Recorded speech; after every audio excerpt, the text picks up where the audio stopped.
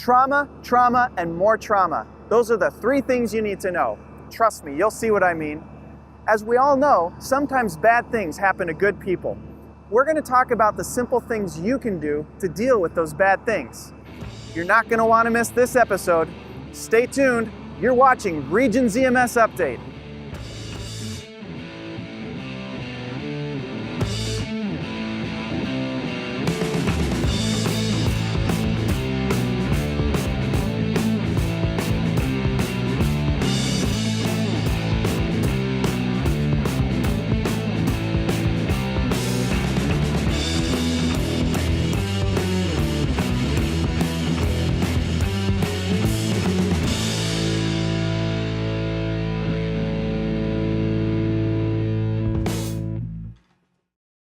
Welcome to Roseville, Minnesota, deep in the heart of Ramsey County.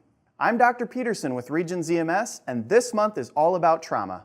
We have several topics to cover, so let's get right down to it. Medic 2, Rescue 3, and Ladder 6. Respond to 67 Main Street. For an entrapment situation. Party is conscious and breathing. Either that tightens your sphincters or gets you more excited than a Jack Russell hunting squirrels. Either way, you'll get a nice little adrenaline boost. It's important to have a plan so you can approach the situation safely, rationally, and effectively. Here's what you need to know.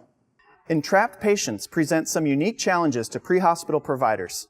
There are countless scene safety issues that I could describe, but the first thing you need to consider is the nature of the entrapment. A finger is different than an arm, which is different than a torso. The larger the body part, the larger the worry.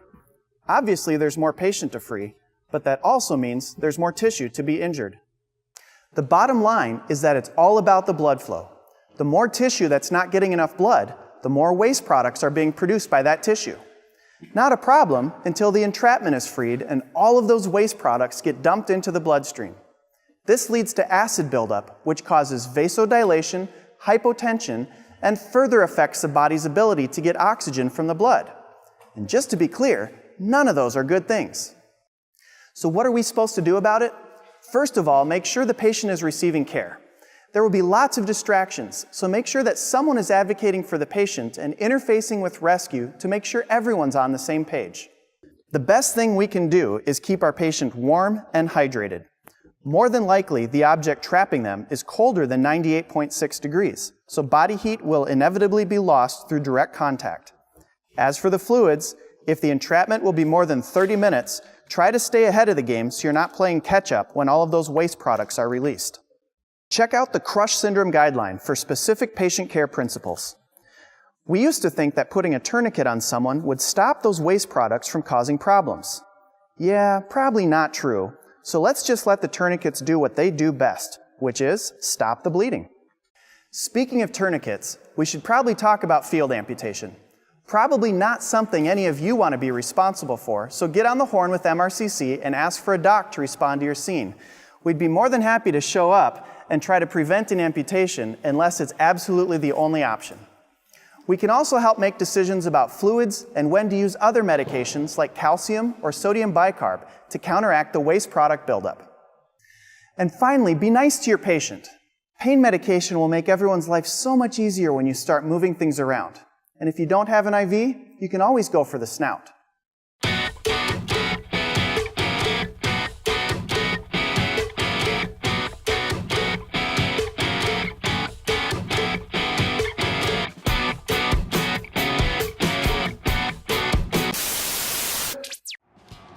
I'm Michael McGonigal. I'm the director of the Level 1 Adult and Pediatric Trauma Programs here at Regions Hospital.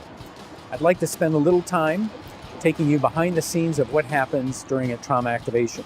You see a limited portion of that when you drop off the patient, but I'd like to tell you a little bit about who's there, what they're doing, and the criteria that we use to try to figure out who should be at trauma activation. I will also tell you a bit about what sets a Level 1 trauma center apart from all of the other hospitals, and I'll wrap up by talking about how important it is to make sure that you activate this team appropriately.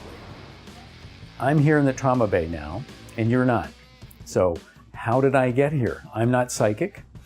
And what's happened is you have relayed a report to the MRCC, and they will in turn activate our trauma team. And there are several pieces to that. First of all, there's an overhead page in the emergency department because some of those team members live here in the ED.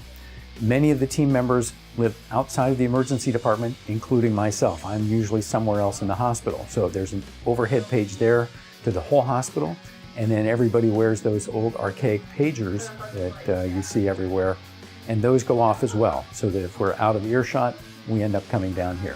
We have just mere minutes to get down here so we can assemble, brief the team on whatever information that has been relayed to us through MRCC, and then finally you come strolling in the door with our patient. Now, the first thing that we always like to do is that trauma team activation timeout, and we want you to do that quickly, hopefully within 30 seconds. And we will hold off on moving the patient over onto our bed until you finish. And that's why it needs to be fairly brief. Once the patient is there, then all these team members, and we have actually 12 who are in the room taking care of this patient, will move in and start doing a whole lot of things simultaneously. That group consists of doctors, nurses, respiratory therapists, technologists, x-ray techs, a whole host of people, occasionally some students, EMS, medical, nursing. So it's a whole learning experience for everybody, but our overall goal is to get that patient better. 90% of the patients that you bring to us are blunt trauma, meaning that we don't have to whisk them right off to the operating room. So usually the next stop is CT scan and diagnostic imaging, which is the new fashion term for radiology. Typically, if we don't have to do a lot in the trauma bay, because we have such a big team, we can get everything taken care of in about 15 minutes and shoot over to CT scan. That way we can look deep inside every patient, figure out exactly what's wrong, and then develop a plan after that as to whether or not we need to go to the operating room or not.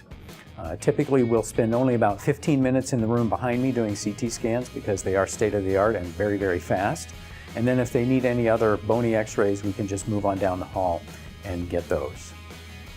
I'm standing outside the operating room area, and this area is notified of trauma activations just like everybody else. And they prepare by making sure that we have one room that is set up completely for an emergency trauma case. Now, I mentioned that 90% of our injuries are blunt, but 10% are penetrating, and a smaller percentage of those end up needing to come straight up to the operating room. We can typically do that within 8 minutes of when they come in the door, and you get the surgical team as well as the OR team all converging. The emergency department team will deliver the patient to this area, but then they back off and let us do our work. Now, this is a level 1 trauma center, and what that means is that we're kind of at the top of the food chain. We have the capabilities to do absolutely anything that can be done. Level 3 hospitals are around and they have basic trauma services. Level 2 hospitals are very close to a level 1, but they don't have research, they don't have residents, and they don't have some of the high-end specialties like reimplantation, open heart, and things like that. So if it can't be taken care of at a level 1 center, they go up to the level 0 center, if you know what I mean. Trauma activation patients tend to be the most critically injured. So after they've made that process from the emergency department and trauma bay to radiology, possibly to the operating room, they end up in the intensive care unit. And that's one of the reasons why it's very important that trauma activation criteria be applied very precisely to these patients. There's something that we call under triage, which means that a patient who really would have benefited from having that trauma team work on them very quickly doesn't get called. And when that occurs, then we're kind of behind the 8 ball because the patient arrives, usually the emergency physician determines that yes, they actually do need to be a trauma activation, and so it gets activated after the fact. So all those people like me who don't live in the emergency department have to come running down, and the patient's been there 3 to 5 minutes already. So we have to try to very quickly catch up, and sometimes if they really do have exsanguinating hemorrhage or some other major problem, then it puts the patient behind the 8 ball as well. So it's very, very important to know the trauma activation criteria and don't hesitate to activate. And if in doubt, activate. We'll never downgrade it. We will take care of that patient because we have no idea what's going on inside them. So hopefully I've been able to give you some good information and a little insight as to what happens behind the scenes when you drop off those patients for us. And we appreciate all the interaction and look forward to continuing to work with you.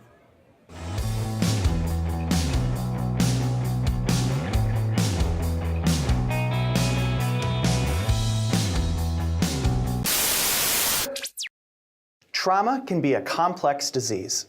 We don't normally think of an injury as a disease, but there are actually a lot of changes that take place inside our bodies when we are injured. Normally this is not a big deal, but anytime the bleeding starts, there is potential to start a cascade of badness that can sometimes be more lethal than the initial injury.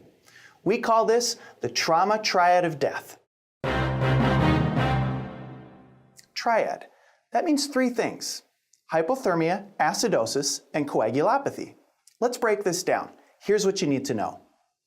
This is Joe. Joe is just your average guy, but today is not his day.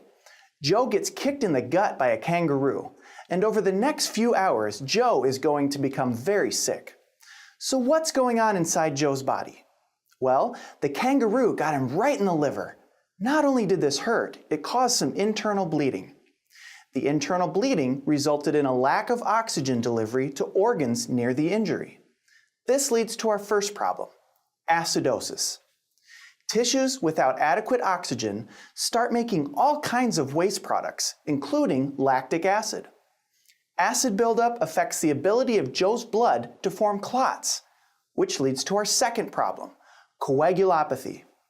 This means that Joe's body is losing its ability to stop the bleeding, which results in more bleeding. This leads to more oxygen delivery problems, more tissue injury, and more acidosis, which makes the coagulopathy even worse. See the spiral that's developing? Now, with all this blood loss, Joe is most likely receiving IV fluids to help maintain his blood pressure. This wouldn't be much of a concern if either his blood was made of saline or if saline had the ability to carry oxygen. But since neither is true, we're not doing much to actually replace the blood that Joe is losing. Actually, the IV fluid is diluting Joe's blood, which means his remaining clotting factors are even less concentrated than they should be. Add to that the fact that the pH of normal saline is fairly acidic to begin with. Joe could actually get sicker as we pump him full of saline. Which brings us to problem 3, hypothermia. Room temperature saline is not an effective warming solution. Even warmed saline, by the time it travels through the tubing and radiates off all of its heat, is also not an effective warming solution. Add in any environmental factors, such as any ambient temperature less than 98.6 degrees, and you have a perfect recipe for hypothermia. So remember those coagulation factors we talked about earlier? Yeah, they're a sensitive bunch. Not only does a little acid make them useless, hypothermia is just as effective at disabling Joe's ability to effectively form blood clots. See the cycle that's developing? Blood loss leads to impaired oxygen delivery, which leads to waste product buildup and acidosis, which leads to coagulopathy, which leads to more bleeding. Fluid resuscitation and environmental factors lead to hypothermia, which also leads to coagulopathy, which pushes Joe well into the spiral of the trauma triad of death. So what can we do about it?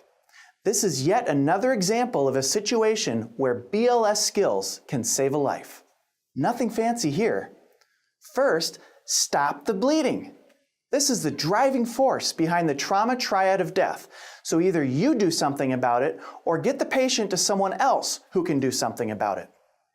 Next, keep your patient warm. Anyone who is fully exposed and losing blood will be cold, no matter what the weather is like.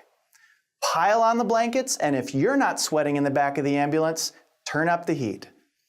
And finally, just because you can do something doesn't mean you should. IV fluids have their place, but saline is not a good substitute for red blood cells. Your goal should be to maintain just enough blood pressure to limit your patient's shock mechanisms from kicking in, not necessarily to achieve a normal blood pressure. This is one situation where it is perfectly fine to back off on the drip rate once you have reached your goal. So back to Joe. Fortunately, you are on top of your game today, so you recognize that he needs more help than you can provide to stop his bleeding. You brought him to the closest level 1 trauma center, kept him as warm as possible during the transport, and titrated your IV fluids to maintain a palpable radial pulse and keep him just above the shock threshold. Thankfully, Joe did just fine and is already planning his revenge on that evil kangaroo.